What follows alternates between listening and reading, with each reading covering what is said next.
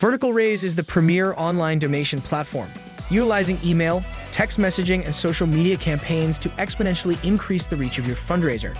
With detailed tracking and the complete personalization of every page, Vertical Raise provides an easy system that works.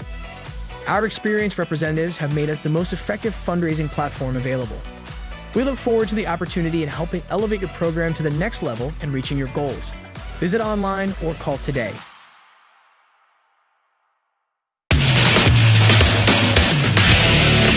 This is a Queen Bee Radio High School sports presentation.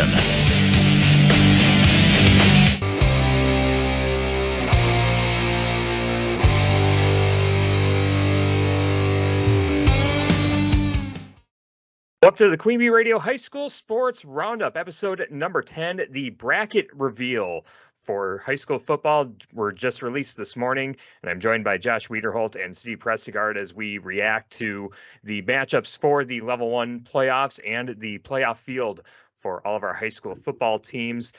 Just to bring everyone up to speed after Week 9's finals scores, the teams that were officially in the field from the SWC, we had Platteville, Lancaster, and Brodhead Judah that had guaranteed playoff spots.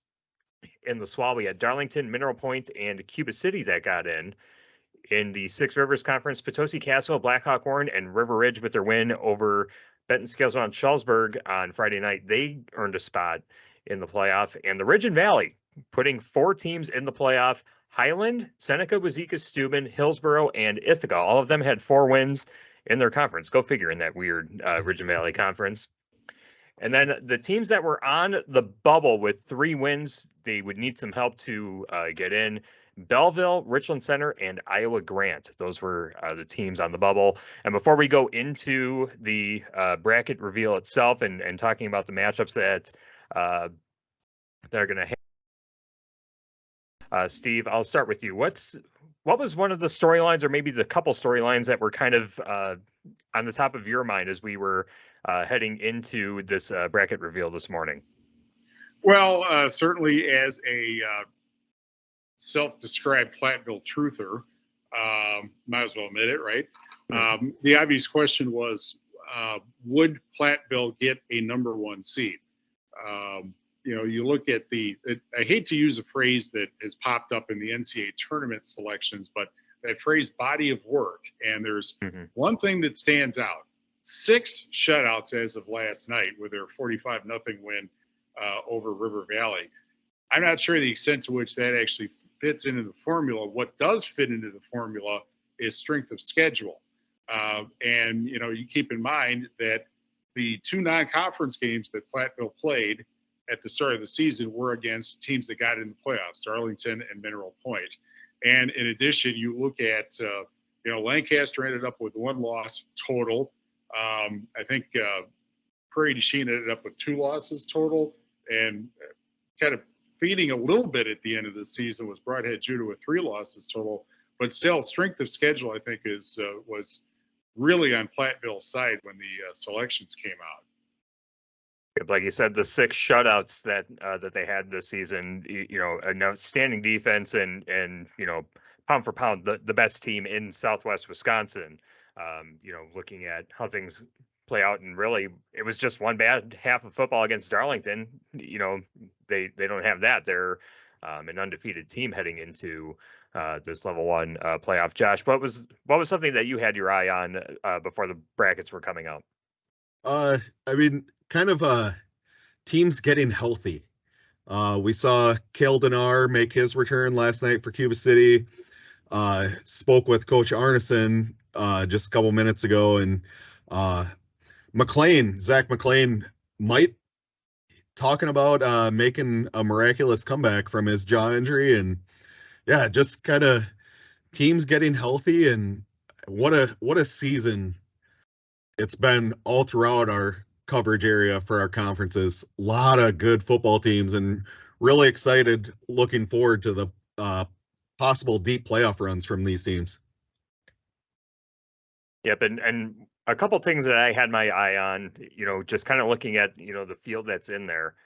how much respect was the Ridge and Valley going to get as far as seedings go with the number of teams that they had in there?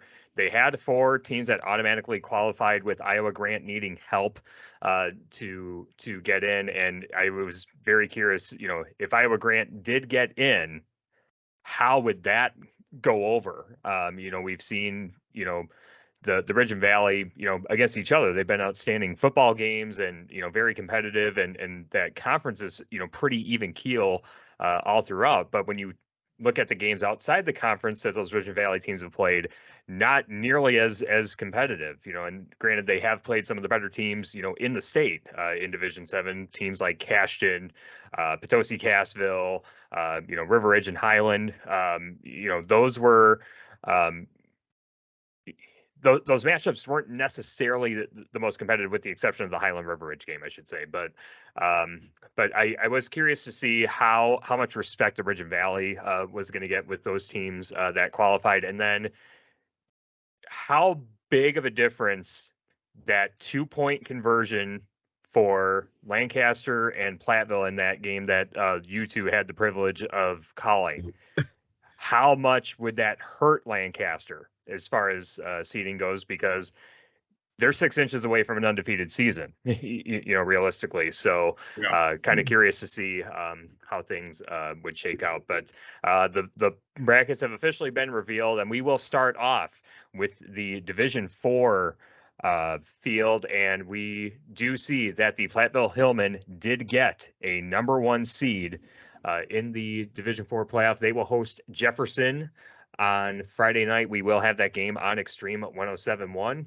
Other teams in that quadrant of the bracket, Evansville will host Lakeside Lutheran as a 5-4 matchup. The 3-seed Racine St. Catherine's will host number 6 seeded Lake Mills, and number 2 Catholic Memorial will host number 7 Martin Luther. That's the path for the Platteville Hillmen as the 1 seed. So, Steve, Platteville does get that 1 seed as you had hoped. That body of work that you were talking about, mission accomplished for the Platteville Hillmen, as again, a team that was projected to finish maybe middle of the pack or mid to lower part of the SWC, not only win the conference but earn a number 1 seed in a pretty tough Division 4 field. Yeah, well, it is sort of a good news, bad news situation, because the good news is, yes, they got a number 1 seed. Good news is also that they are not in the same bracket as Lodi, which I think most people thought it was either going to be Platteville or Lodi that got the number 1 seed. And if they both got number 1 seeds, different directions. The bad news is the bracket includes number 2 seed Waukesha Catholic Memorial, which all season long has been ranked number 1 in Division 4. Now, the reason that they didn't get a number 1 seed is because the first criterion for seeding is your overall record, and they lost 2 non-conference games to bigger schools at the start of the season. So, you could end up with a level 3 matchup between Platteville and Waukesha Catholic Memorial in Platteville. Platteville's probably not going to be favored, but that's a problem 3 weeks from now. Obviously, the season has been a tremendous success to this point for Platteville. Actually, anyway, for them to vastly exceed people's expectations with a team that really doesn't have very many senior starters and has been besieged by injuries the last 3 weeks or so. So it's, regardless of how the thing turns out, this has been a hugely successful season for the Hillmen. And Coach Arneson kind of hit on that too, when not looking too far ahead, but definitely brought up that probably not going to be favored against Waukesha if they make it that far. But huge point of his was the community support in Platteville. I mean, it's just awesome, and they'll have a home game at their new facilities, and I mean, that's why you play the game. I mean, anything can happen. Yep. And Steve, you followed the Platteville program for a number of years. Where does where does this season rank, as far as your estimation, as far as, how good, this Platteville team, has been? Granted, they did go to state, I believe it was back in 2013. They were, I believe, around 500 somewhere in there. But for a team to be this good and be this dominant and to, open up a brand new facility and just the community support around it, there's something really special going on with this Platteville team. And I don't know, locally what else we could really compare it to. It's kind of this own, standalone, type of thing. And, hopefully the ride just keeps going on for the Hillmen. Well, and Wally Troughton pointed out last night that Platteville really doesn't have very many senior starters. Now, they got guys like Davin Edge, who doesn't start on offense, but he's going to end up as an all-conference receiver at least. So, there is that. But as far as the regular season goes, keep in mind that this is the first time they've ever won an SWC title undefeated, because their last conference title that they didn't share with Lancaster or anybody else was back in 2004. And that was the last season of the two-division Southwest Wisconsin Athletic League. The thing that stands out about this season at this point is that 3-week stretch when they played Broadhead Judah, which was ranked. They played Prairie du Chien, which was ranked, and they played Lancaster, which was ranked, and beat all 3 of them. And they held, Broadhead Judah at the time was averaging, I think, 38 points a game, held them to 1 touchdown. They shut out Prairie du Chien. And, obviously there was the kind of the outlier in the Lancaster game where they gave up most points that they've given up all season. But, they ended up scoring 1 more point than they gave up, which is the key to the win. And, that 3-week stretch, I challenge anybody else to have played a 3-week stretch like that and to have come out with 3 wins. I think Josh and I probably would say that the biggest impact win probably was that win over Broadhead Judah, because everybody saw the Cardinals, justifiably so, as being the favorite, along with Prairie in the SWC, and that got everybody's attention when Platteville came up and won that game. Yep, and absolutely. Talking with Coach Arneson and during our interviews with him post game, TJ Pink has been phenomenal all year, but they're a defensive led team, and they showed that in that Broadhead Judah game. And if you can hold teams down, and I think we saw a lot of that last night. Teams that like to throw the ball that really couldn't because of the weather. But if you are a defense-oriented team, or if you're a team that has a very good defense, you got a shot against anybody. And the other thing that was good, I think, is Platteville's running game is coming into the fore right now. They had more than 200 yards rushing last night in the win over River Valley, and I think that's something that people didn't necessarily predict from Platteville either. And the recipe to win in the postseason is running the football and playing defense. And that's what Platteville is doing very good right now. Interesting fact is that also, since that 47-46 game, Platteville has not given up any points. Mm-hmm. Think about that one for a second. Yeah. Defense wins championships, right? Yep. Yeah, but we'll see how the Hillmen fare in that Division 4 field. We'll be following the Hillmen during their postseason run on Extreme 107.1. Let's move into Division 5 briefly as we see Prairie du Chien and Broadhead Judah are in the field. And one of the things that I wanted to touch on with this, granted, we probably won't see them, for radio coverage wise, but how that quadrant of the bracket that Broadhead Judah and Prairie du Chien are in is seeded. So Prairie du Chien gets a 2 seed. They will host number 7 seeded Clinton. Broadhead Judah, 6 seed, will go to Columbus, a 3 seed, the reigning Division 4 state champion in that part of the bracket. Number 4 Westby hosts number 5 Watertown Luther Prep, and then the number 1 seed La Crosse Aquinas hosts number 8 New Glarus Monticello. So Prairie du Chien defeating La Crosse Aquinas earlier in the season. Aquinas gets the 1 seed. Prairie du Chien gets the 2 seed. Broadhead Judah, a team that's been bit by the injury bug for quite a bit, as Jim Matthias had mentioned during my pregame interview with him earlier this week in the game before Lancaster.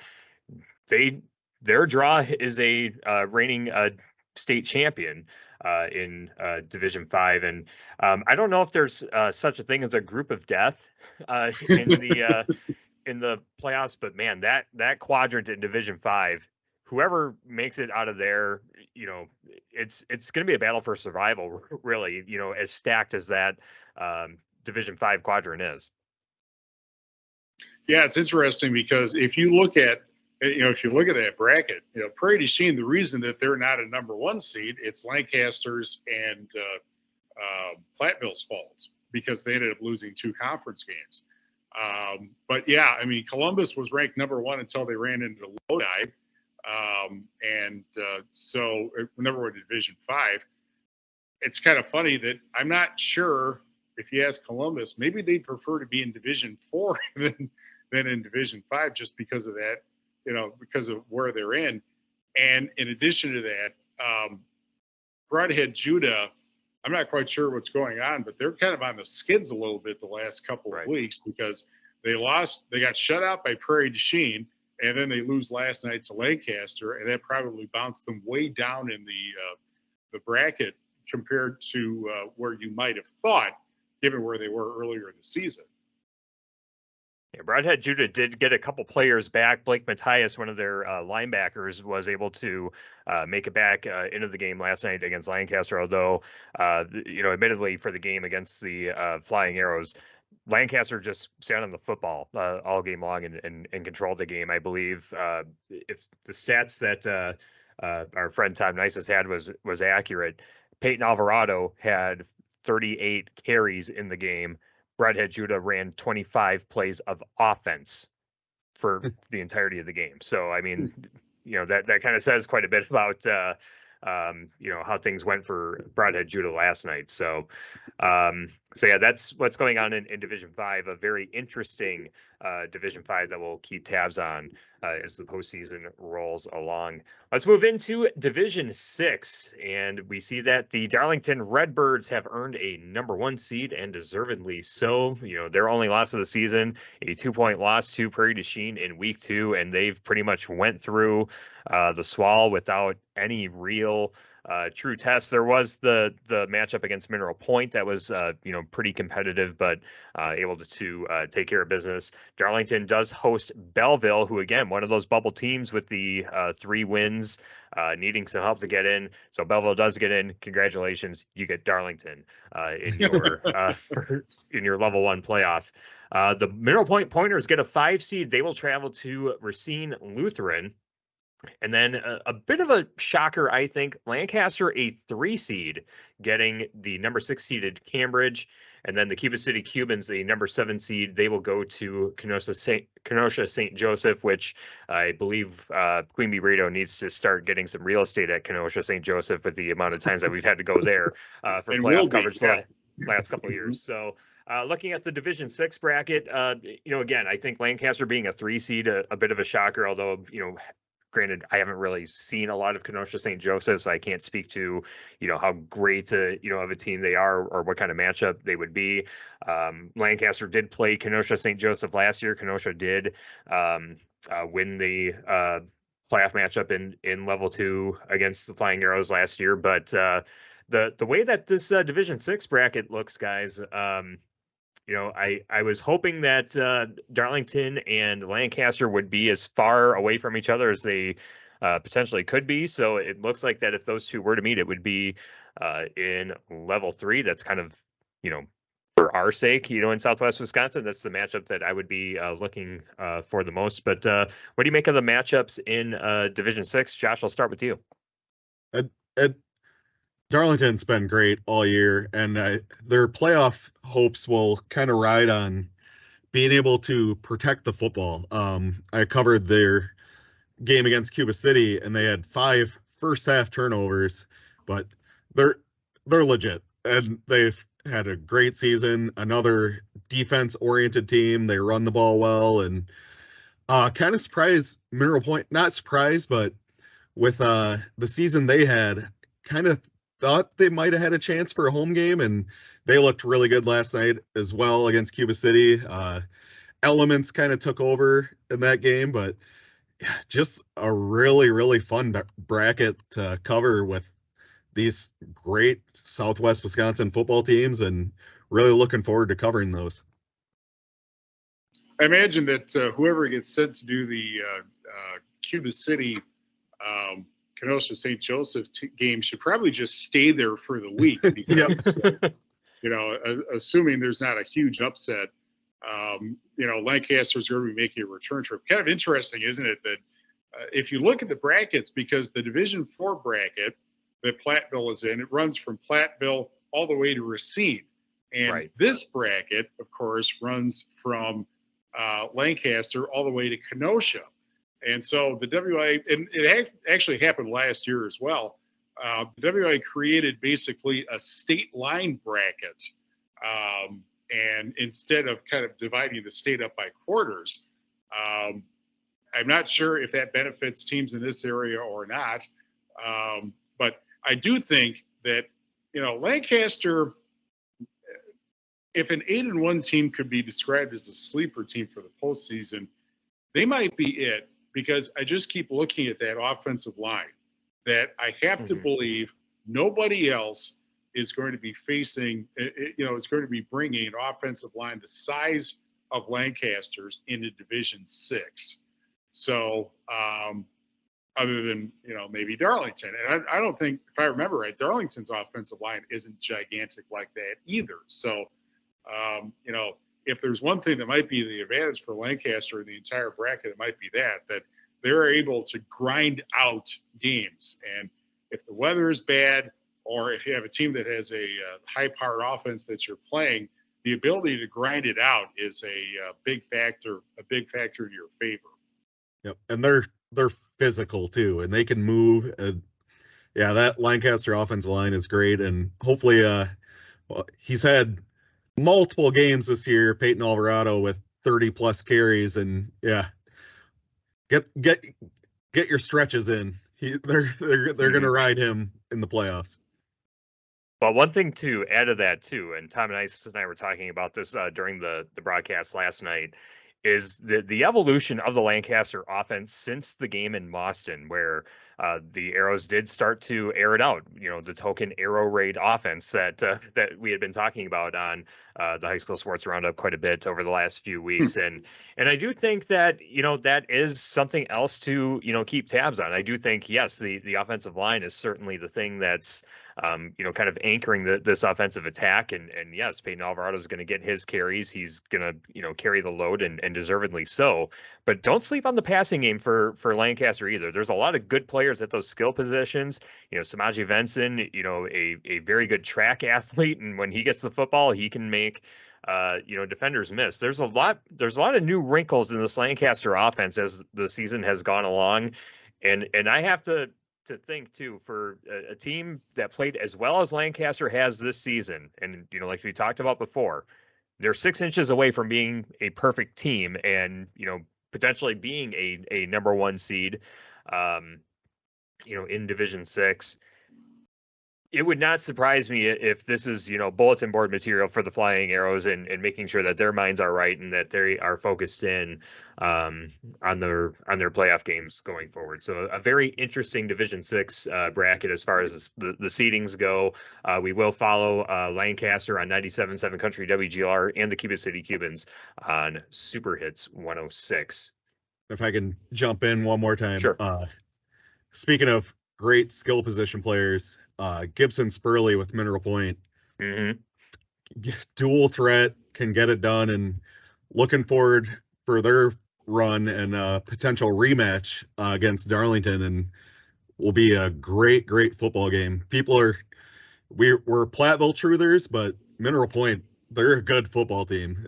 That'll be fun game to watch.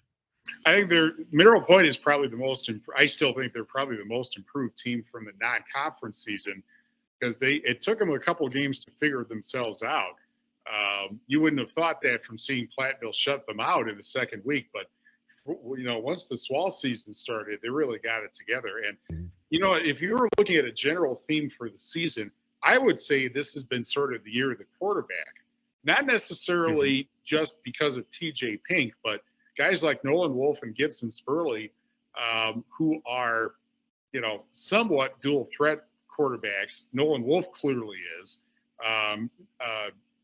TJ Pink last night actually ran the ball a fair amount, which was kind of what people weren't necessarily expecting. But particularly when you have a running back like Alvarado that everybody is going to key on, to have a quarterback who can do more than get out of his own way and, pick up running yardage and being able to throw the ball, that's really huge at this time of year. And, when we go ahead to Division 7, we'll talk about Braden Fishnick from Potosi Cassville also. Those may be the guys, not necessarily the guys that are the first guys you think of for a particular team's offense, but those may be the guys that really are the key to how teams are going to do in the postseason. Yeah, but something that I'll point out too, and this may fall under the Southwest Wisconsin bias a bit, but the physical brand of football that the SWAL has, the SWC and the Six Rivers have, their style of play travels well. And that it's not something that, it doesn't really matter where the game's going to be played. If it's going to be a game involving, trench warfare and being a physical brand of football, I think any of the teams, from this Southwest Wisconsin region can go anywhere and beat, some of those teams. Granted, there are going to be, teams that have, significant talent gaps, from there. But I mean, a 5-4 matchup, I don't think Mineral Point is going to be intimidated by going to Racine. We'll see what the talent gap is between Cuba City and Kenosha St. Joseph. But we talked with Guy Kopp at the very beginning of the season, and he's talked about the brand of SWAL football has. It's a very respected conference, and yes, Darlington is the top team in that conference. But don't sleep on any of those other teams in the SWAL because they're playing against each other. It's very competitive. All those games have been competitive, throughout the season. So I wouldn't sleep on any of these, teams from our region that have to go away from Southwest Wisconsin to go win a game. I do think that they have a fighting chance in a lot of those games. Yeah. Not afraid of a rock fight. Definitely.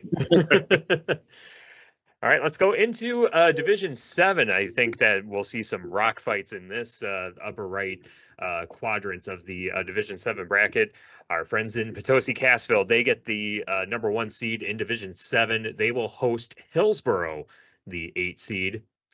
And then the 5-4 matchup, the Highland Cardinals, the Ridge and Valley Conference champions, go to River Ridge, the number 4 seed. Remember, River Ridge beat Highland in the first game of the season. It took a touchdown with 20 seconds to go for the Timberwolves to knock off the Cardinals. They will have a rematch in Level 1. We will have that game on ESPN Radio AM 1590 WPVL next Friday. Other matchups in that upper right quadrant in Division 7, Blackhawk Warren will host Seneca Wazeeka Steuben, and then Johnson Creek, the number 2 seed, hosts Ithaca. So like I mentioned about what I was looking for heading into the bracket reveal, I was curious to see how much respect the Ridge and Valley Conference was going to get. The 4 teams are in, but they're all playing on the road. They all have lower seeds, and again, I was kind of curious to see, had Iowa Grant gotten in, how that would factor into this. But I do think, as far as the seeding goes in this, upper right quadrant, I do think this is probably about as predicted and probably about as fair as I would imagine, just looking at how everything has shaped out in the Six Rivers Conference. I'll turn it over to you, Josh. Your thoughts on this Division 7 bracket? And during our intro, I failed to mention, speaking of teams getting healthier, Potosi Cassville will have Eli Adams back, which is huge for their offense. And another team, good physical football, Highland, River Ridge, Blackhawk Warren, Ithaca. I mean, Wazeeka Steuben, Seneca, just awesome awesome football from a guy that appreciates good offensive and defensive line play. And yeah, definitely teams getting healthy and at the right time. And what a great bracket. I mean, kind of chalk like we expected, but yeah, it'll be very, very exciting football to watch. And like Steve mentioned earlier, look to Braden Fishnick getting the job done. Tyler, you and I were able to cover the River Ridge Potosi Cassville game where they'd been bitten by the injury bug kind of during the season, and when Fishnick went down that drive, we're like, oh no, it turned out just to be cramps, able to return like just scripted, throws a great ball down the right sideline to Joe Hawes, another next man up guy, replacing Eli Adams that game. And yeah, it's going to be awesome. River Ridge has their sophomore quarterback, Brandon Davis, and very exciting player to watch, and going to be some great football. That bracket you could probably call the next season, the 2024 Six Rivers Conference tournament, because you got the teams that are staying in the Six Rivers, and you have the teams that are going into the Six Rivers next year.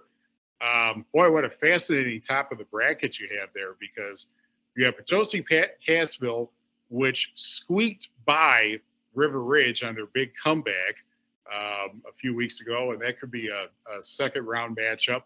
You have Blackhawk Warren after that, and of course, that was a surprisingly, I wouldn't call it easy game, but Potosi Cassville really dominated Blackhawk Warren in that game.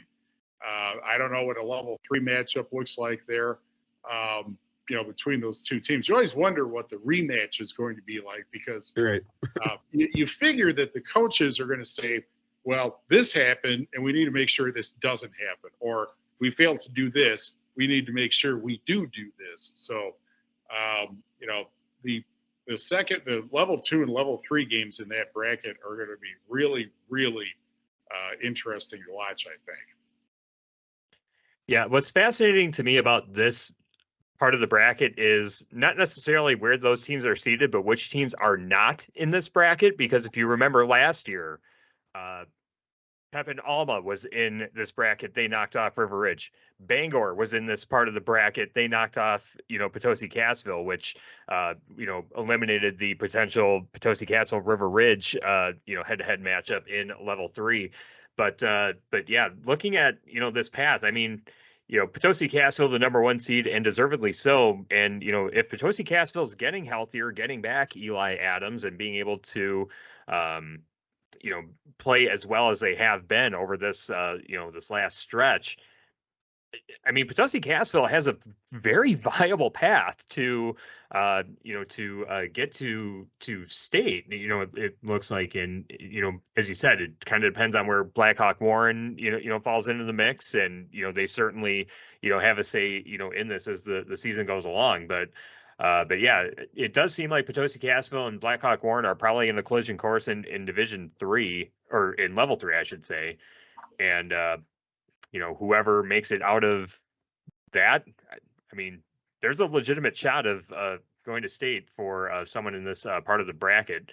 Yeah, I think Potosi Cassville, Blackhawk Warren, and, don't sleep on River Ridge. We saw how River Ridge played against Potosi Cassville. I think any of those Six Rivers teams have a realistic shot of making a run here. It's just who gets in each other's way to avoid another team from making a deep postseason run. So very fun bracket in Division 7. Again, we will have the River Ridge Highland matchup on ESPN Radio AM 5090 WPVL next Friday night, and I'm certain that we'll be following the winner of that matchup against either Potosi Cassville or Hillsborough, likely Potosi Cassville in that level 2.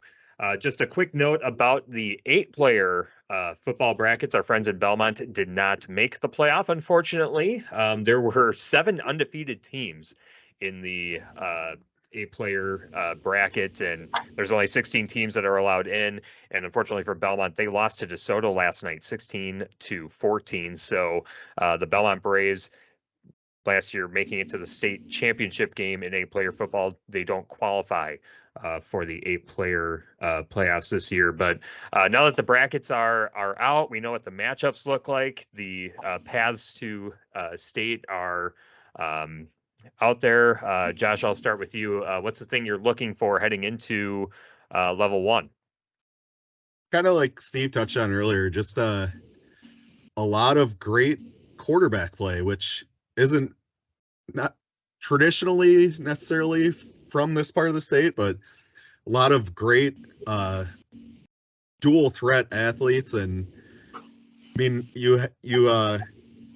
we saw it. I saw it in the game that I covered last night, Mineral Point against Cuba City.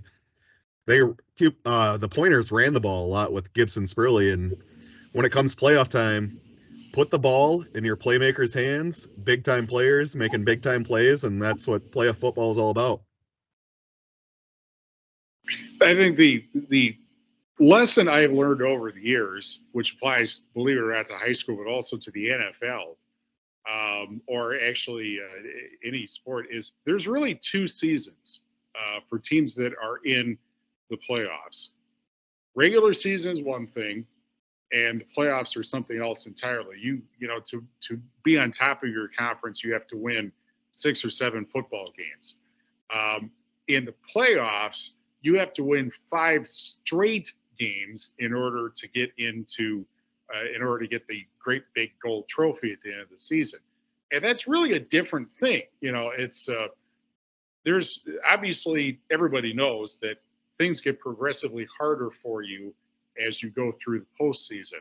It's kind of curious to say this, but there are some instances where it's an easier path in the postseason than it is in the regular season if you are, for instance, playing a team like Darlington in your conference, who is a perennial power. So as far as that goes specifically, I'm kind of curious as to how Platteville is going to perform in the postseason, because yes, they have the 6 shutouts. 2 of them were against teams that are in the playoffs, of course, Mineral Point and Prairie du Chien. The downside for Platteville, I guess, in a sense, is that they have not won a playoff game since 2017. And nobody who is in the program now, I think except possibly a couple of assistant coaches, was part of that, you know, the last time that they won a playoff game. And everything gets magnified in the postseason, including mistakes. You know, Platteville's had a great season at this point. They will have a great season regardless of how the postseason ends. But I think, you know, it's another big challenge for Platteville to see how are you going to play in the postseason when there's no, you know, you don't have anything to say, well, last year we did this in the postseason. They don't have that. You know, they haven't had a win in the postseason in 6 years. So I think that's going to be really interesting to see how Platteville specifically does. And also some of the teams that, you know, Lancaster is a good example of that because, you know, as we pointed out, they're a 2-point conversion away from being undefeated. But they didn't get necessarily the greatest draw, you know, having to go to Kenosha possibly for the second year in a row. But, you know, I really believe Lancaster is as prepared for the postseason as anybody is, just because of the makeup of their team. So the difference between the regular season and the postseason is something I'm going to be really interested in watching. Yeah, I think it's interesting, you know, how, you know, particularly teams from the SWC. I mean, any one of those teams is capable of reaching level 3. I mean, granted, Broadhead Judah has the toughest draw of any of them. You know, you get Columbus, you know, as a 6 seed taking on Columbus, a 3 seed. I don't know how well, you know, Broadhead Judah is gonna fare in that matchup, but you know, if they do get healthy and, you know, things go right for them, you know, stuff could, you know, go their way. But man, there is just so many good teams in this, you know, part of the state, the teams that we've been following and covering all season long. You know, 3 of them getting number 1 seeds and having, you know, viable pathways to, you know, reaching state is an incredible token to, you know, just how strong football is around here. And I think the thing that I'm looking to see is which team or teams is going to be the one that messes all this up? Who's going to be the one that, throws a wrinkle in it, one upset, or, we don't, obviously wish for, any injuries or anything like that, but does something crazy happen where, a team's, fortune and, momentum gets completely disrupted, does something, crazy happen? And, Josh, I'm sure you probably know this more than anyone, having been a player and coached and stuff like that. The preparation and the mentality heading into these playoff games, it's a completely different mindset. As much as you want to stay routine and, stay on schedule and do the things that have worked, it's completely different animal knowing that, as Steve will say during our postseason broadcast, your next loss is your last. Mm-hmm. Yep. And thankfully the WIAA has changed since I played. We had a Tuesday playoff game back when I played in the year 2000. We won't mention that, how long ago that was. But no, the playoffs, it's just awesome. And a laundry list of great players. And all it takes is one guy getting hot. I mean, you look at the Southwestern team years ago with Blake Martin, 500 record going in the playoffs, and they made it to state. I mean, you got Fishnick at Potosi Castle, Eli Adams will be back, Gibson Spurley, TJ Pink, like Wolf, Peyton Alvarado. It's awesome to watch. And yeah, you get one player hot, ride the hot hand all the way to Camp Randall. If you want a candidate for that team that might mess everything up, I'm not sure that this would be incredibly a big upset though, but River Ridge is in very good position to foul up that bracket, at least from what, if you go by the seeds, well, this ought to happen. But River Ridge, could be playing Potosi Cassville in level 2, could be playing Blackhawk Warren in level 3, and neither of those losses for River Ridge were big. They just got hammered. That was not the case in either instance. So one of the great things about the playoffs also is that teams that didn't have the regular season they wanted to have a chance to redeem themselves. It's very difficult to do that. And I'm not quite sure that, 2 relatively close losses counts as something that needs to be redeemed. But certainly River Ridge could be conceivably the surprise team out of that bracket, given the fact that they already have played Potosi Cassville and Blackhawk Warren, again, if they get that far. And played both those teams really tough. And again, big time players with the nice and Brandon Davis. I mean, get hot and ride it to glory all the way to Camp Randall. Yeah, and a team that, but believe it or not, yes, River Ridge is one of them, but the team that they're playing in level 1, Highland, can play into this as well. I'm looking at Highland's schedule right now. So their 3 losses, they lost to River Ridge 14-7 again. River Ridge had to get the touchdown to beat them with 20 seconds to go in the game. The second game of the season, played at Blackhawk Warren, got blown out 42-6. And then their third loss was a conference loss to Royal, where they lost 34-30, where Royal scored 14 points in the second quarter, 12 points in the third quarter. So, one, kind of bad conference loss in there. But since that loss, beat Iowa Grant 31-8, beat Hillsborough 29-0, and Riverdale 47-8. They have a lot of momentum going into this game against River Ridge. And, depending on how things, match up and stuff like that, it wouldn't surprise me if Highland, is part of this mix. And, as wild and wacky as the Ridge and Valley Conference has been, you look at how the standings have shaken out. Highland's really been the top team, in that conference. They just had one bad game against Royal in their conference season. So,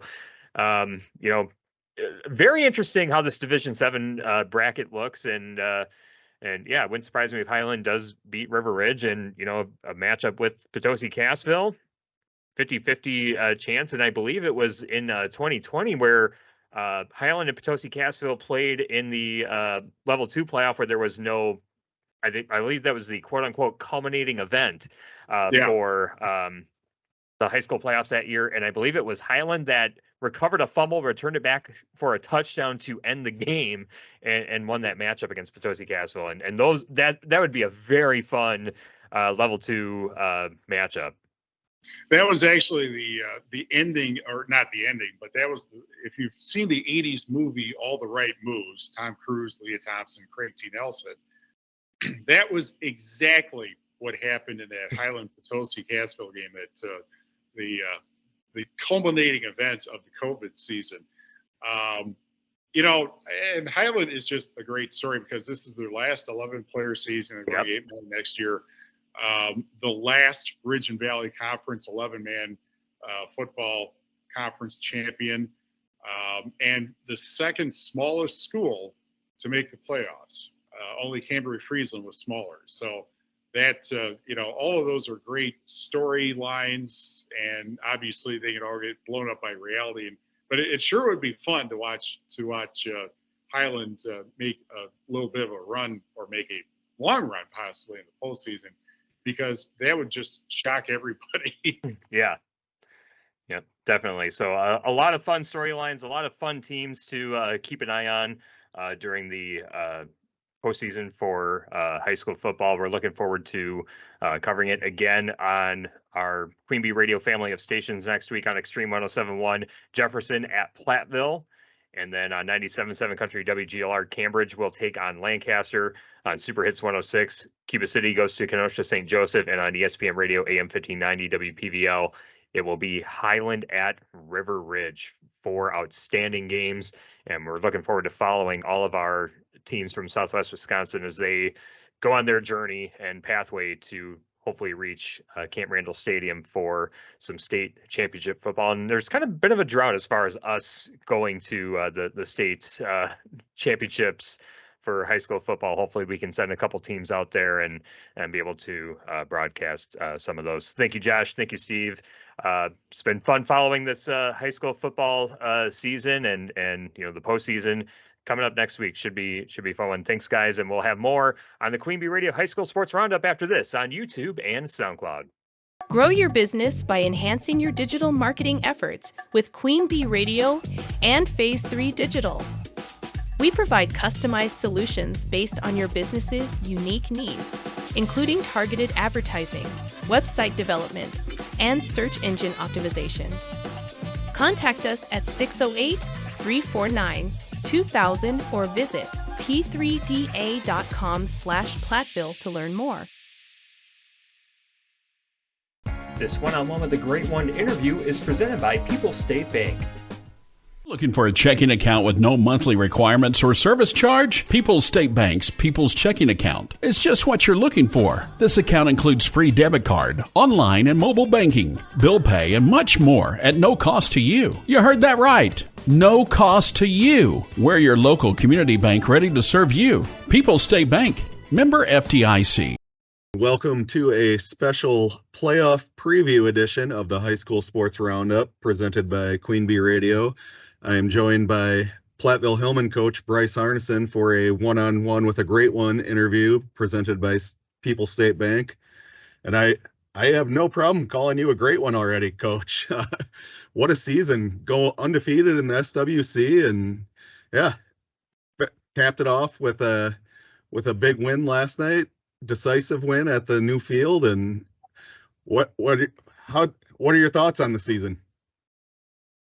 I've had a couple people come up and talk to me at the last night, and a couple weeks ago asked, like, did you think that this was possible? And some of me is, like, obviously I'm a head coach, like I'm taking my guys no matter what, right? Like I thought that we had the best 11, but I never thought that we would have the success like we did this, after losing that week 1 game against Darlington, I think our guys came in and they said that they didn't want more. They wanted to change this culture. We have always talked about, let's getting back to our winning roots. And we've done that. After that Darlington game, I don't think that there was anybody who was going to stop us, right? I think we went through the huge 3-game gauntlet, right, with Butthead, Lancaster, and we won those 3. Lancaster being the game of the year, probably the game of maybe a program history, right? So we did those things, and then capping it off last night with that 45-0 win on our brand new facility. It's just something special, and we got some big things going, right? We got some great news here about the playoffs, and now it's just keep and maybe win. Who knows? Maybe this won't be the only championship to win this year. And yeah, kind of the community support is just awesome, and building the program back. You're doing a great job, and UWP football alum, they'll play later this afternoon. And what's that mean for the community and having the new facility and having an awesome program? I when I always say this, I always talk about my freshman year. I came in, I was coming from Mount Horeb, Barneville, right? Like, we were a successful program, those things. And my best friend, who was the best man in my wedding, we got close, and he's like, "Hey, you want to go to the high school football game?" I'm like, "Yeah, sure. Why not?" And we got in his car, and we drove 2 minutes out of our dorm to the UWP football field, and we went by there, and we saw that the Hillmen were playing there, and I think that was an awesome connection that we could make with the university, right? That's something that we shared for 51 years, right?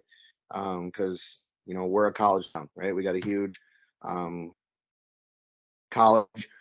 We got some successful college programs, not only sports, but and they do all those different things, and when we were able to get our own facility, I think that just boosted the morale of the community. I think that when you saw the progress that they were making up there, I got so many questions, I got so many calls of people saying, "Oh, like, that's awesome," and blah blah blah.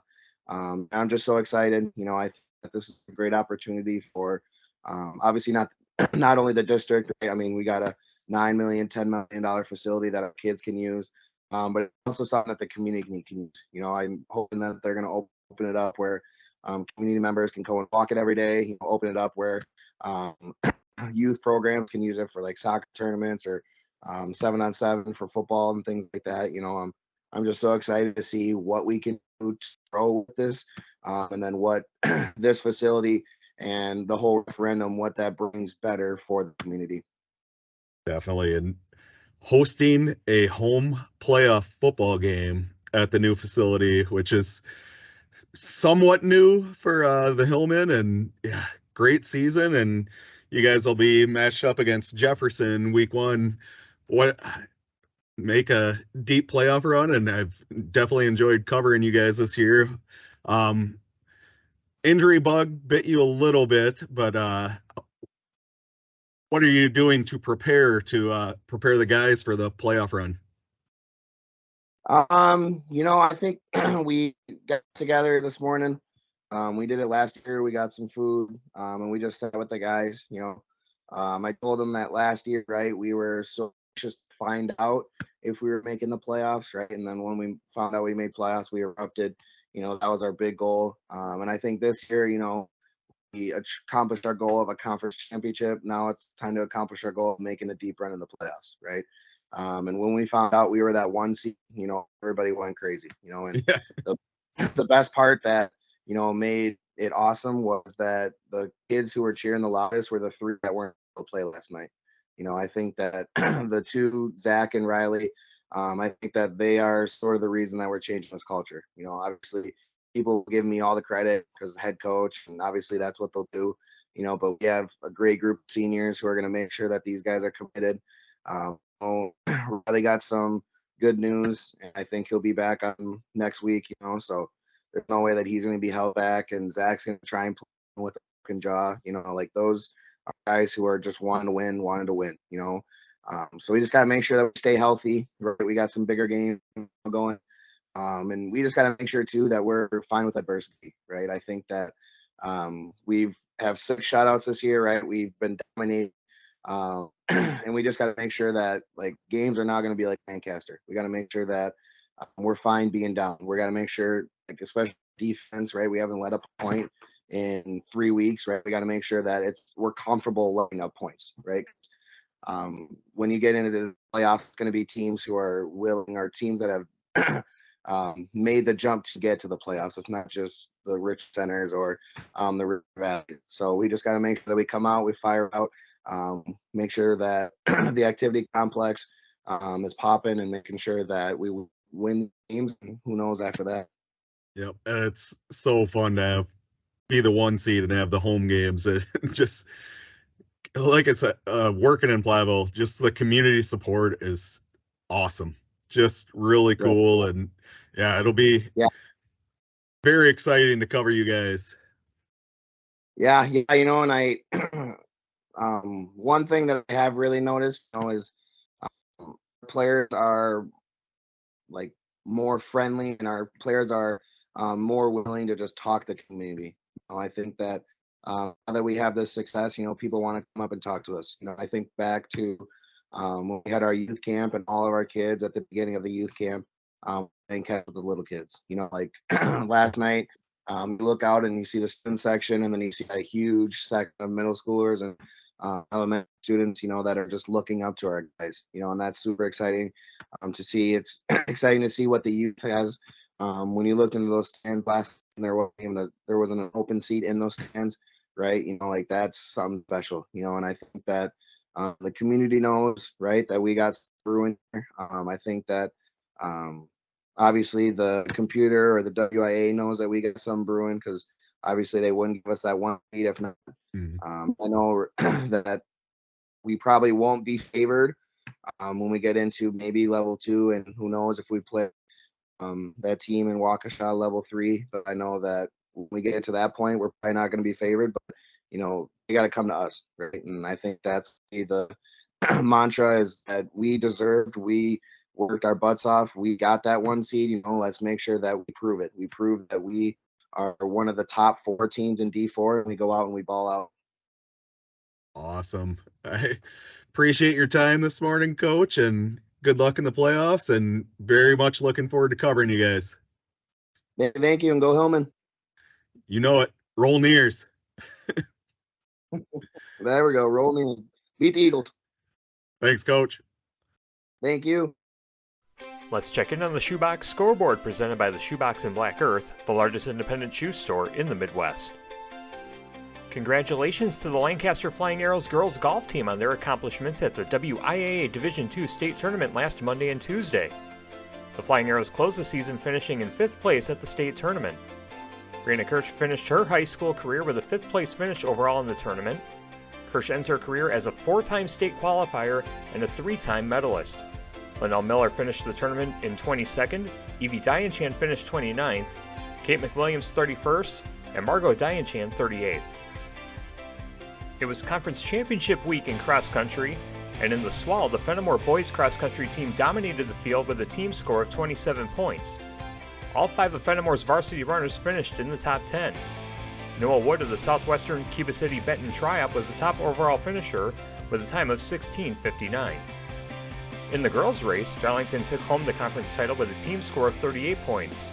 Natalie Burgett was the top overall finisher with a time of 19:26. In the SWC Championship meet, Dodge Point took home both the boys and girls conference titles. In the boys' race, Dodge Point dominated with a team score of 27 points, led by Lane Arrett, who was the top overall finisher with a time of 17:11. All 5 of Dodge Point's runners finished in the top 7. The Dodge Point girls also had an outstanding outing with a team score of 23 points. Ellie and Andy Robinson finished 1st and 2nd respectively for the team, and all 5 varsity runners finished in the top 10. In the Ridge and Valley Championship meet, Kickapoo Lafarge won both the boys and girls team titles. In the boys' race, Kickapoo Lafarge finished with 38 team points, followed by River Ridge with 78 team points. Top 10 finishers from local teams include Wazeeka Steuben's Brett Wagner and Nolan Reed Mulligan, and River Ridge's Luke Patterson. In the girls' race, Kickapoo Lafarge had a team score of 30 points to bring home the title, followed by Wazeeka Steuben and River Ridge. River Ridge's Leah Patterson was the top overall finisher with a time of 21:34. Wazeeka Steuben's Isabella Bunders, Natalie Wright, and Emma Udelhoven all had top 10 finishes. Those are the scores on the Shoebox Scoreboard presented by the Shoebox and Black Earth, the largest independent shoe store in the Midwest. Vertical Raise is the premier online donation platform, utilizing email, text messaging, and social media campaigns to exponentially increase the reach of your fundraiser. With detailed tracking and the complete personalization of every page, Vertical Raise provides an easy system that works. Our experienced representatives have made us the most effective fundraising platform available. We look forward to the opportunity in helping elevate your program to the next level and reaching your goals. Visit online or call today. Back on the Queen Bee Radio High School Sports Roundup presented by Vertical Raise Milwaukee. It's now time for us to recap what we saw in the high school volleyball scene during fall 2023 and get you ready for our postseason coverage across Queen Bee Radio. Now joined by Steve Prestegard, who has covered a number of volleyball matches for us throughout the season. And Steve, a very fun fall for girls volleyball in Southwest Wisconsin. Let's head into the SWAL to start things out, because it was a two-horse race last year for the conference title. It was very much the same thing this year. Mineral Point coming away with the outright conference title, an undefeated 11-0 conference record, and Cuba City finishing with an 11-1 record. You covered their only head-to-head matchup during the regular season, and it seems like, with the way the brackets are coming out, they might be on a collision course to see each other later on in a deep postseason run. That's definitely the case. Cuba City is the number 2 seed, and Mineral Point's the number 1 seed. And given the fact that they seed by half sectional, the place they would match up would be in a sectional semifinal that would be in Mineral Point, because they are the number 1 seed. There's a lot of things that have to happen before that. But if you look at overall records and all of that, it seems pretty obvious that these two teams are the best teams in this half of the sectional. What'll be interesting is what happens should they play each other, because the first matchup, which was, again, the only matchup that they had during the regular season because of their schedule rotation in the SWAL, the fact they don't play everybody twice, that was an odd match in a sense, because Mineral Point squeaked out a first set win. Cuba City just dominated set 2. So you're thinking, well, this is obviously going to go 5. But the thing that made Mineral Point win the first meeting was the fact that Mineral Point got off to big early starts in the first set, the third set, the fourth set, and ended up winning those 3. And I have to think that Cuba City is going to try to watch that, obviously, should they end up playing again. And the other thing that's kind of interesting is that Point played as well as they did in Cuba City, because usually you expect that the home team is, got home court advantage and all of that. And it was also their breast cancer awareness night, and it was a full gym and everybody was amped and all that. But Mineral Point clearly played better in that match, except for the second set. And a rematch in Mineral Point, that if that happens, that's going to be, I think, quite interesting to see how that would pan out. Yeah, I'm very intrigued to see if those two do ultimately end up playing against each other, because that, anytime Mineral Point and Cuba City go head to head in any sport, regardless of what it is, it's always must see, and there's always a lot at stake. And even for a regular season volleyball match, I was there at the beginning of the match. I mean, that was a jam-packed crowd. There was a lot of people, and a lot of people invested to see what the outcome of that was. And it's kind of cool to see a conference come down to a single match like that. It's just somewhat a bit disappointing that those two didn't get a chance to have the traditional 2 matchups during the regular season, but because they were playing so many tournaments during the weekends, that it was decided that those two would just have that single regular season matchup. And then looking at kind of that middle tier of the SWAL as well. I mean, I look at a team like Southwestern where it's kind of the same thing with Southwestern in almost any sport. They're playing with schools that are a division higher than them. So it's kind of an iron sharpens iron type of thing for them, where you look at them, they now move into Division 4. They're a 3 seed in that. Southwestern might have some room to make some noise in Division 4. Conceivably, and I have to check where who they ended up playing, or will end up playing, I should say. But so they get Cassville, which finished in last in the Six Rivers West on Tuesday, and then they would play Benton or Albany, and they would be favored certainly in that in either of those. Then imagine this as a possibility, playing maybe Highland, which is the number 2 seed in the regional final. Highland, of course, is in an interesting case because they had pretty much dominated the Six Rivers West until Tuesday night when they went to Belmont and were just, nothing seemed to work. They had to replace their libero that night. And I mean, she's one player, very important player, that position, obviously. But Belmont was sky high that night. That was their own cancer fundraiser for Sydney Feck from Potosi. And they were really on, and Highland was really not on. And really, for the first time, I think, generally speaking, in the season, at least in conference play, that Highland just did not have it that night. So, but that you could see that. You could see Southwestern playing Highland as a possible regional final opponent. Yeah, that'd be a very intriguing matchup to see how those two go head to head. And we'll move into the Six Rivers Conference now, where again Highland won the conference title outright with a 10-1 conference record. Shullsburg finished second, 10-2. Belmont in third place, 9-3. Belmont getting handing Highland their only loss, again, as you mentioned, Steve, on this last Tuesday night. And, of the 3 conferences that we've been covering on our Tuesday night volleyball coverage, the Six Rivers West was the one that I don't think anyone really knew what to expect going into it. River Ridge last year was undefeated during the regular season, and they graduated a lot of their, production from that squad. And that seemed to have opened the door for teams like Highland and Shullsburg, where, that seemed to pan out quite well for them. And, for Highland being a conference champion and being a 2 seed and looking at their path, for a deep postseason run, this is a team that went to the sectional final for 2 consecutive years, the last 2 seasons. They might be poised for another deep postseason run again. Well, one thing we do know will not happen is they will not face Wanawak Center for a triple state.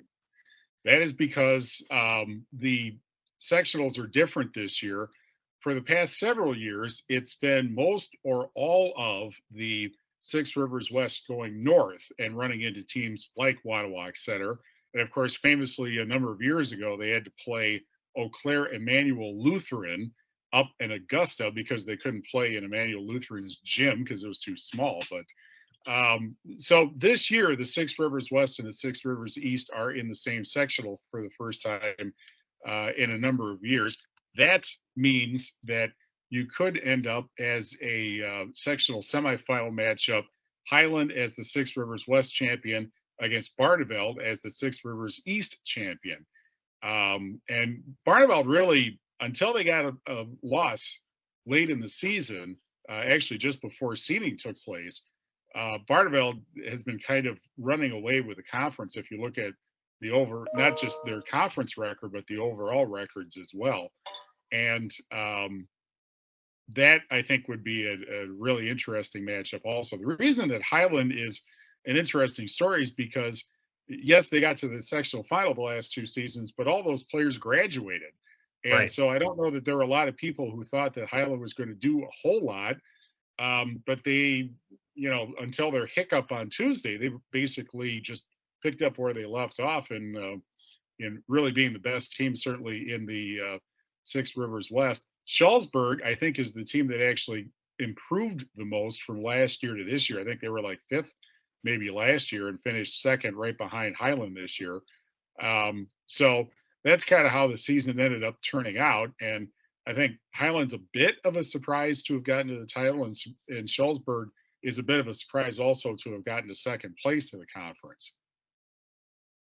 Yeah, but we'll move into the SWC, where similar to the SWAL, it's pretty much a copy paste from last year as far as how the conference title finished up. Although Dodgeville winning the conference outright with a 9-1 conference record, although they lost their regular season finale to River Valley, which when I was texting you on Tuesday night when you were covering the Belmont Highland match, River Valley had the opportunity to potentially get a share of the conference title, but they fell to Richland Center on Tuesday night, so that they had their second conference loss. So Dodgeville with a 9-1 conference record wins it. River Valley in second place with 8-2. And then Platteville, last year's SWC team that was the last team standing in the postseason, had a 5-4 conference record. I know, we joke about, on the high school sports roundup that you're a Platteville truther when it comes to the high school football, side of it. And but when you look at Dodgeville, River Valley, and Platteville, what do you kind of make of their seasons and kind of where they're at as they head into postseason play? Last year, remember that Dodgeville ended up tying for the title, but didn't have a great record. It was a very even, and kind of nobody really stood out in the SWC last season. One of the weird trends in volleyball around here is Platteville's ability to beat River Valley in a regional final in Spring Green, which happened last year. It happened famously the year that they got to state. It happened the year before that when they made their first sectional trip in many years. It's a very competitive conference.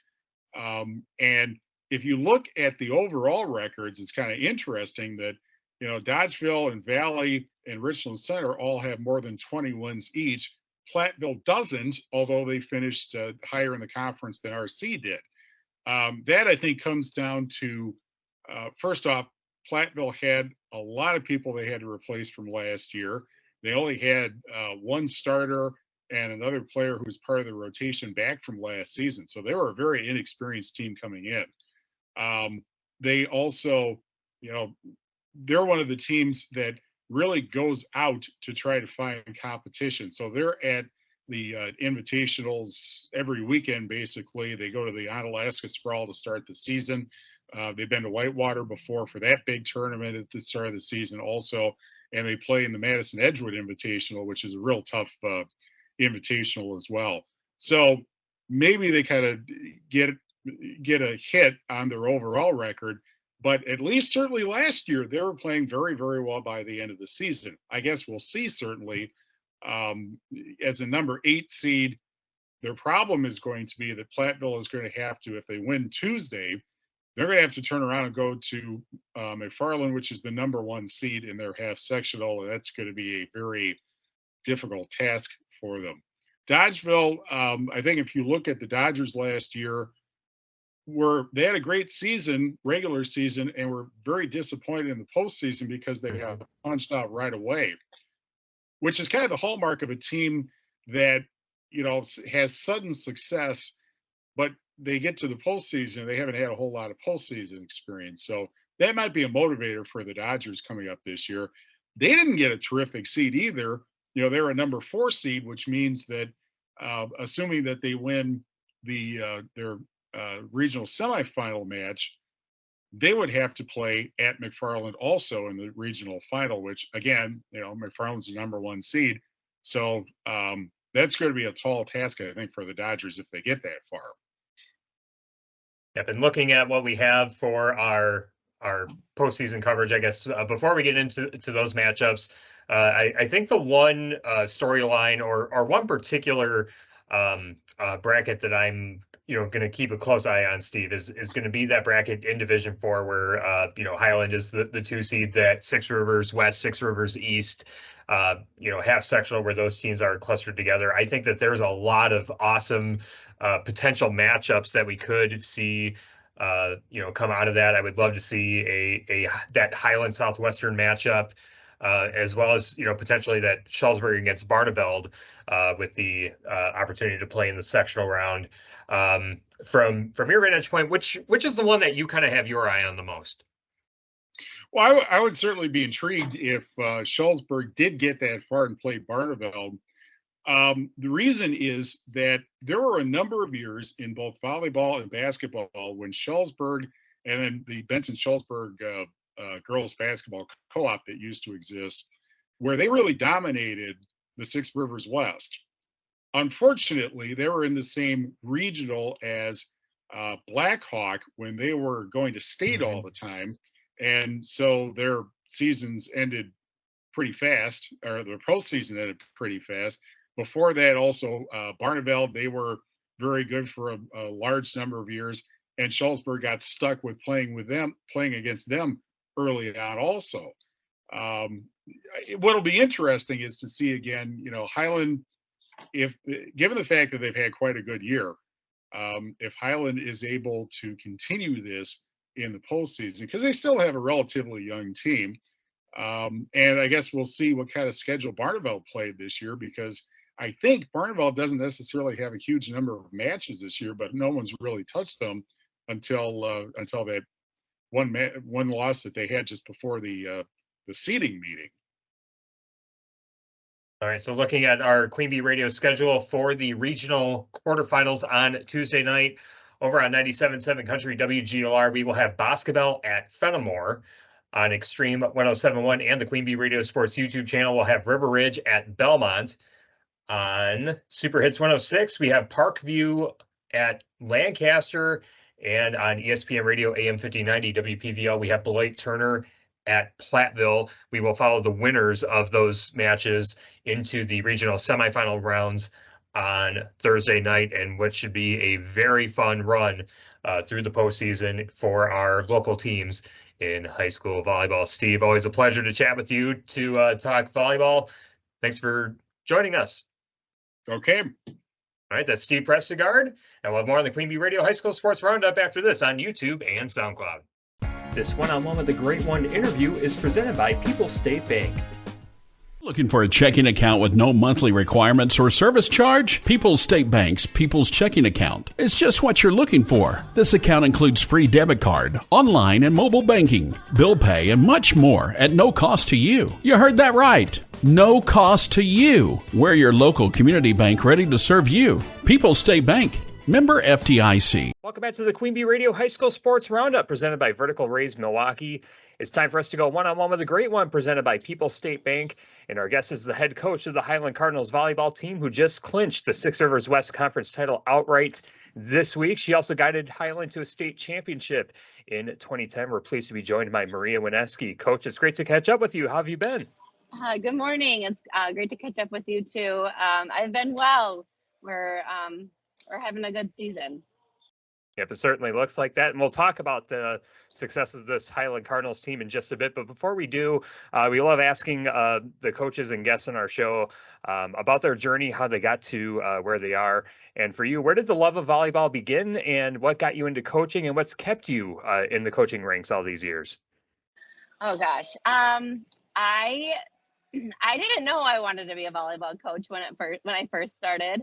I was called to fill a position. I had done JV for 2 years, and then I had my daughter, and it was just time for me to I took 2 years off, and I got a call. Hey, would you be interested in coaching volleyball at Highland for 2 years? And I was like, yeah, sure. And that was in 2007. And here I am, and it's been a really fun ride. Obviously, 2 trips to state is hard to beat, but it's the relationships along the way that have really kept the fire going. And it just brings so much passion to your life, and the effect that these kids have on you is truly a gift. Yeah, but I'm certain that, a lot of those accomplishments, like you mentioned, the state championship appearances, the back-to-back sectional appearances, the last 2 years, those are probably just some of those, really awesome accomplishments that you hold near and dear to you. But are there other ones that maybe behind the scenes or maybe some of the, particular players or memories throughout the season that might stand out to you? Are there ones that kind of stand out to you outside of those? Yeah, so actually right now, one of a player from my state team is actually is the JV coach right now.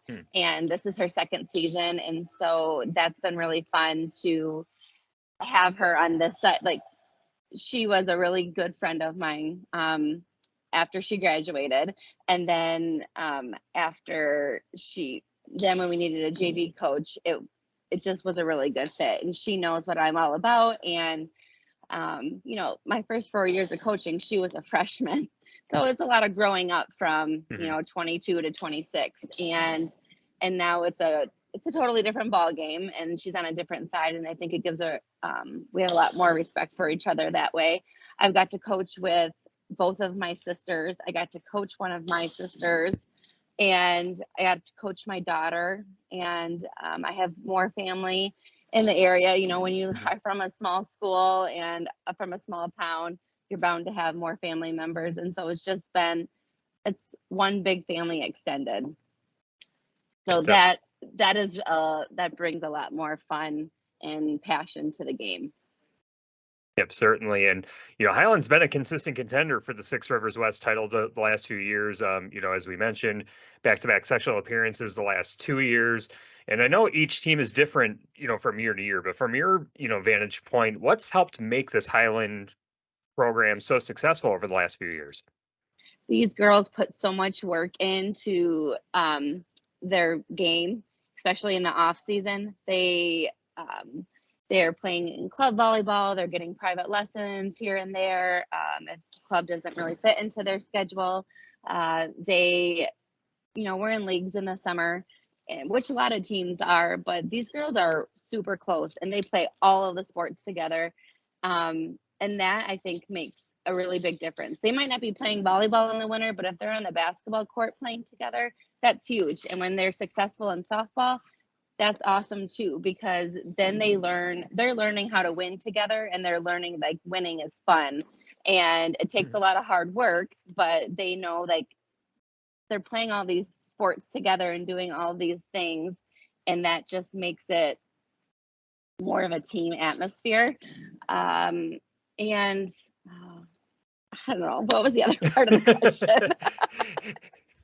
Yeah, well, I mean, what's helped make this, program successful, and this, kind of ties into, a point that you were making about, these girls competing together in multiple sports. It's not just, volleyball, and a couple seasons ago, I had a chance to cover the Highland girls when they went to state in girls basketball, and that was coming off, that sectional appearance, and they were also successful in softball. So I mean, winning is contagious from sport to sport, it seems like, and this also ties into, the community support aspect of it as well.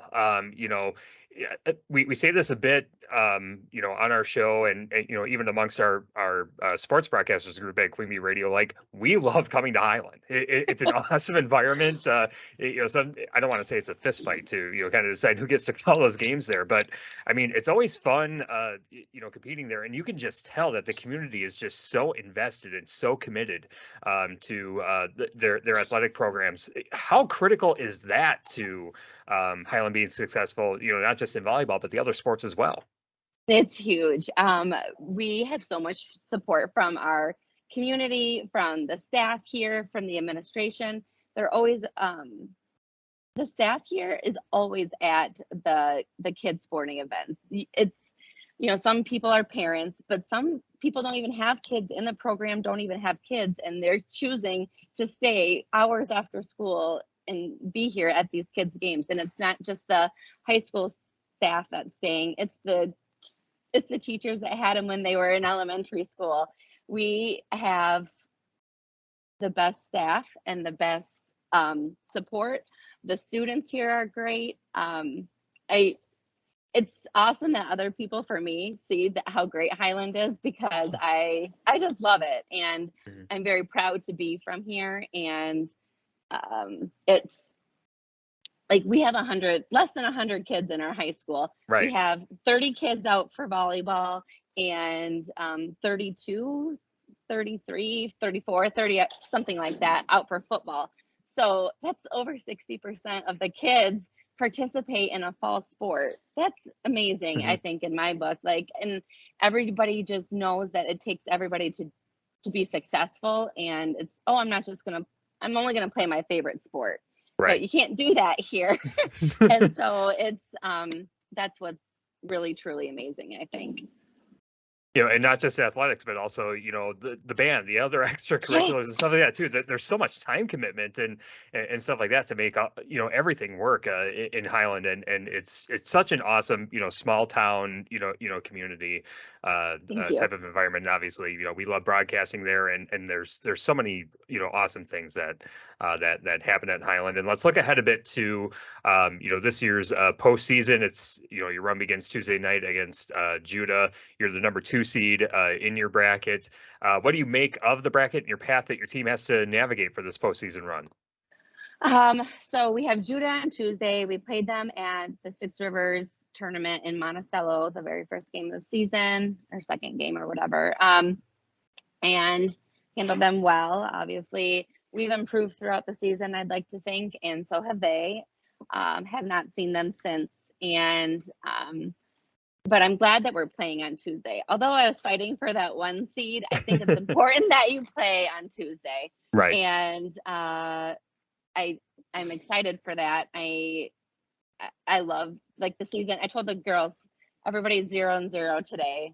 The new season starts, and it's anybody's ball game. And I truly believe if we're 100% health-wise, and we have a chance to make it so far. Yep. And our final question: what's been the consistent thing that's made Highland successful this season, and what do the Cardinals have to do if they are going to have a deep postseason run? Our libero, Lily Mitchick, is effortless. She really makes a huge difference. We did not have her on Tuesday night against Belmont, and so many people are like texting, is everything okay? What happened? Right. And it was hard because both Belmont and us had the same jerseys on for our pink night for SidFact. And everything's fine. We're just missing, everything's just a little disarray. So we'll get back on track on Thursday. And and we're really big at the net. And like Kate Terrell, Anna Hennessy, Bronwyn Halverson, Lily Mitchick and Caitlin Miller are all returning starters or had significant playing time last year. And that's huge. And it's nice that we can just fill in the gaps with a few other people. And I feel like our oh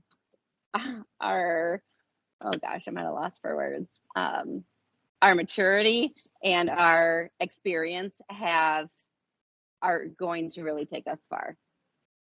We've been there before, and so we know how to hopefully get over that hump and make it to Green Bay.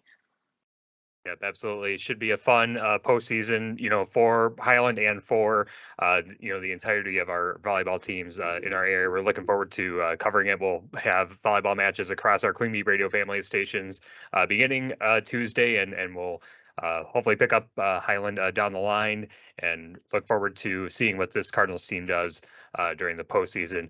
Thanks a lot for joining us, Coach. We appreciate the time. Good luck on Tuesday, and we'll catch up with you sometime down the line. All right. Thanks for having us. Yep, absolutely. That's Maria Wineski, the head coach of the Highland Cardinals volleyball team. We'll have more on the High School Sports Roundup after this on YouTube and SoundCloud. Check out Supps.com. Supps is Southwest Wisconsin's go-to supplement store. Find all your favorite supplement brands at the best prices from local people. Fuel your fitness journey. Supps.com, your go-to supplement store with locations in Fenimore and Dubuque. This week's highlight reel is presented by Supps.com. And fullback Andrew Nice on all fours behind quarterback Davis. And Davis is going to keep it, gets around the corner, gets across the 50, has some room, crosses the 40, to the 30, to the 10. Is he going to get in? He is in for Northland Buildings touchdown.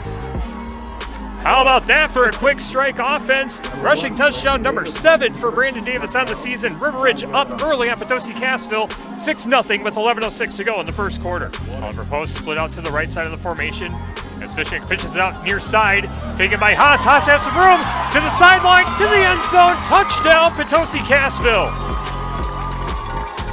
A Northland Buildings touchdown, a big 4th down conversion, and Potosi Cassville ties it up 6-6 with 7:47 to go in quarter number 1. Call it 3rd and 4. As this one's thrown and it's intercepted by Copsey, going down the sideline across the 30, inside the 20, shakes off a couple defenders and gets tackled just shy of the 10-yard line. Looked like Fishnick was hit as he threw it, and Copsey was right there, right place, right time. Interception number 6 for him on the season, and River Ridge in business in the Bitech green zone. 1st and 10 at the 19-yard line inside the Bitech green zone. They do get the play off. Fishnick bootlegs to the left, looking for someone to pass through downfield, fires it over the middle, and it is intercepted by Ty Adrian. 3rd and 2 at the 40-yard line. Wingback goes in motion from the left side. Davis keeps it, has a 1st down, has some room, gets across the 30, inside the 20, jukes towards the sideline, into the end zone for a Northland Buildings touchdown. What a play. That's the quarterback again, the sophomore quarterback at that. Great individual effort on the second man through and finishes the run. Project Herbst's Ace Hardware Home Center in Bloomington. Family owned since 1942. Thornton's kickoff is going to be fielded by Fishnick at about the 10-yard line. Fishnick with a head of steam, gets across the 40, has some room, bounces outside, across the 50, to the 40, to the 30, to the 20. He is gone. Touchdown, Potosi Cassville. How about that for a response? Braden Fishnick takes it himself all the way into the end zone. A Northland Buildings touchdown. And Potosi Cassville chips away at the lead. River Ridge still up 20-14, but the 2-point conversion underway. Spotted at the 5-yard line as one receiver to each side of the formation. Birno goes in motion from the right side. He gets the ball on the end around, has a block on the outside edge. Looking towards the pylon. He is in for a Northland Buildings touchdown.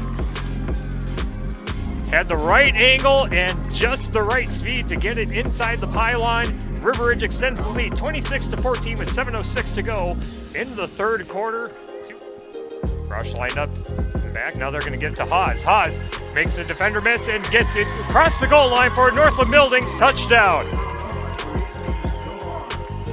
Great answer by the Chieftains offense. A lot of chunk plays on that drive.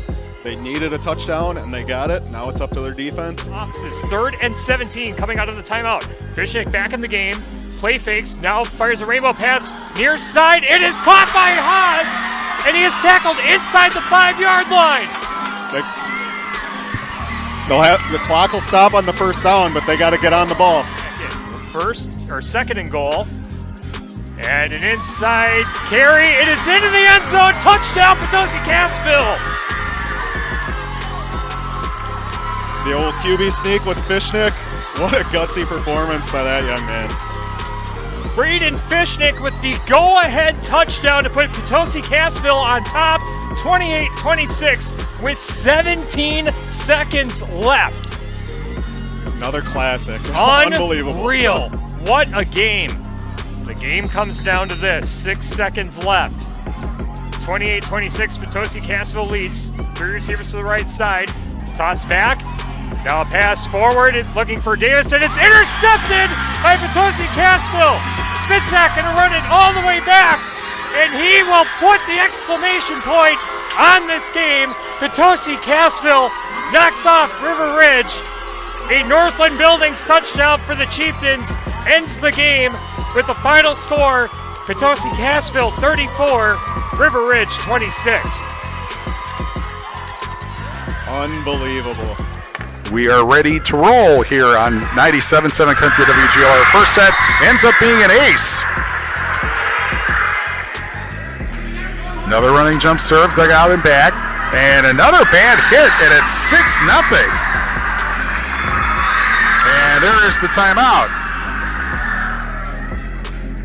Highland serves again from left court to right court, and again, yes, they are wearing the same uniforms. We explained why before. Set over, I'm not sure who hit that, but it is set over by Hennessy into the back row. Belmont now, Rickers with a set. Rundy sends it down into the corner.